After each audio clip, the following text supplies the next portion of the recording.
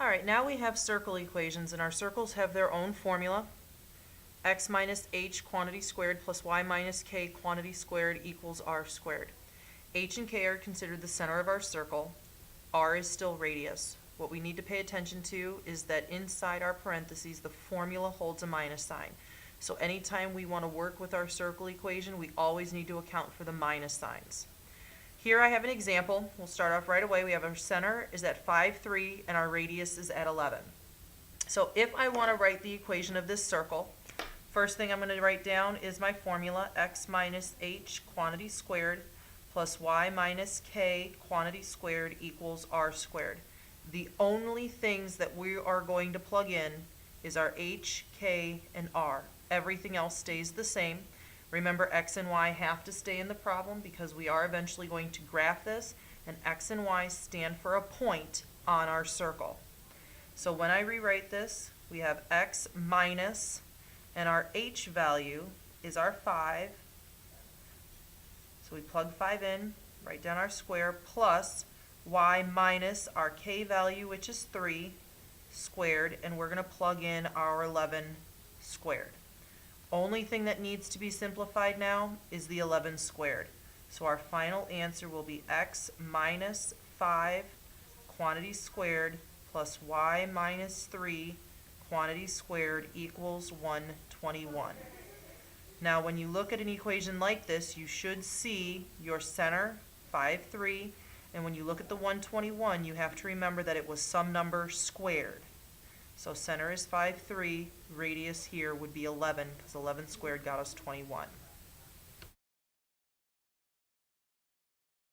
A radius of 3. Again, we are going to start with x minus h quantity squared plus y minus k quantity squared equals r squared. Now when we plug in our information, we are still going to plug in 0 and 4 for h and k. So we have x minus 0 squared plus y minus 4 squared equals 3 squared. Notice the 0 here we are going to simplify, and that's just going to leave us with x squared plus our y minus 4 squared equals 9. If we want to write the equation, this is where we stop. Remember that something squared got us 9, so we have to remember that the radius was 3. Without seeing a number next to x, that does imply that there was a 0. Minus 4, we took it right out of our center. If I want to graph something like this, the first step, we are going to want to put our center, and remember our center was at 0, 4. If not, I could see it here from our problem. Our radius, even though I see 9, remember that it was a 3. So on our graph, the first thing we're going to do is we are going to graph, you have to remember, 0, 4. So we're not going to go left or right any, but we are going to go up 1, 2, 3, 4, and we're going to plot our center. Now, our radius was 3, so we're just going to count up 1, 2, 3. We're going to count out 1, 2, 3, down 1, 2, 3, and back 1, 2, 3. And those are the only 4 points you need. You do want to do your best, if you don't have a compass, to make your circle look like a circle. If you want, you can add in your radius and show that it was 3. And if you are neat enough, you can put in your center at 4, 0. This is sufficient to graph your circle that would match with the equation x squared plus y minus 4 squared equals 9.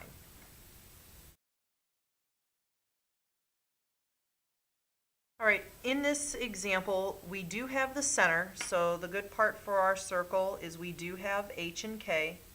The problem is we don't know what the radius is. Now, in this example, what you have to think about is if I did graph this on a coordinate plane, I would go out to 3, I would go up to 7, and I'd have a point someplace over here, say 3, 7. And my other point is actually someplace out here at 6, 3. So we'll just call it P, and that's 6, 3, which means this is our radius. So if I was to graph our circle, my circle would somehow reach that far all the way around, but I would have a center and a point on the circle that would create our radius. So what we need to do is we need to figure out what our radius is. Now, anything between two ordered pairs, we can find the length that would then be our radius. So you have a couple options. You can do the distance formula. If you remember, our distance formula is the square root of x2 minus x1, y2 minus y1. So we can use our distance formula. X2 minus x1, square that. Y2 minus y1, square that. And I do have two ordered pairs. And I can plug in both that point and my center. So 6 minus 3 squared plus 3 minus 7 squared. And we end up with 3 squared plus negative 4 squared, which ends up being 9 plus 16, or the square root of 25. So we find out that the distance, which is our radius, gives us 5. So we can use our distance formula if we want to find out what the length of our radius is.